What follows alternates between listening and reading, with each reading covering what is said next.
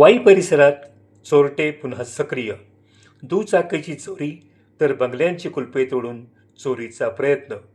तामजाईनगर गणेशनगरमधील परिसरात चोरट्यांचा वावर. नमस्कार, मी संजीव महामुनी आणि आपण पाहताय युवा मराठी न्यूज महाराष्ट्र. वाई शहरालगत अनेक वाड्या वस्त्या आहेत. शहरात घर बांधणे सर्वसामान्यांच्या आवाक्याबाहेर असल्यामुळे अनेकांनी आपली घरे वाईपासून काही किलोमीटर अंतरावर बांधली आहेत. मात्र असुरक्षिततेची भीती या परिसरातील रहिवाशांमध्ये निर्माण झाली आहे. तुरळक घरे व लोकवस्तीमुळे या परिसरात चोरटे सक्रिय झाले आहेत. विहिरींच्या मोटारी, केबल चोरी ही नित्याचीच झाली असून या चोरीमध्ये अल्पवयीनांचा वापर केला जातो. पोलिसात तक्रार केल्यास अल्पवयीन म्हणून कारवाई होत नाही, त्यामुळे हे बाल गुन्हेगार कोणालाही भी घालत नाहीत.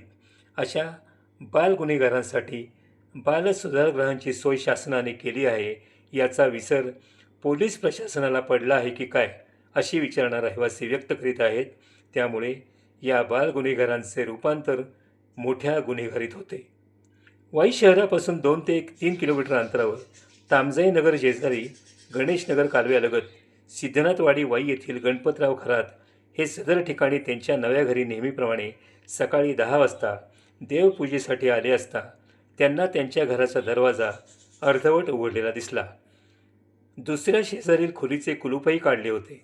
घरात प्रवेश करताच देवदेव्हारा तसेच प्रापंचिक भांडी व साहित्य जसेच्या तसे होते. मात्र आणखी एका खोलीचे कुलूप मात्र चोरट्यांना तोडता आले नाही.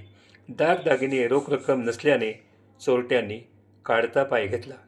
मात्र त्यांच्या घराशेजारील संतोष सुतार यांची दुचाकी क्रमांक MH11 DK 6450 घेऊन चोरट्यांनी पळ काढला. याची तक्रार वाई पोलीस ठाण्यात केली गेली असल्याचे समजते.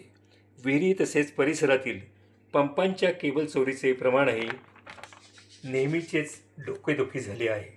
गेल्या वर्षी एका अल्पवयीन मुलाला केबल व इतर साहित्याची चोरी करताना रंगेहात पकडले असता इतर त्याचे साथीदारांनी तेथून पळ काढला.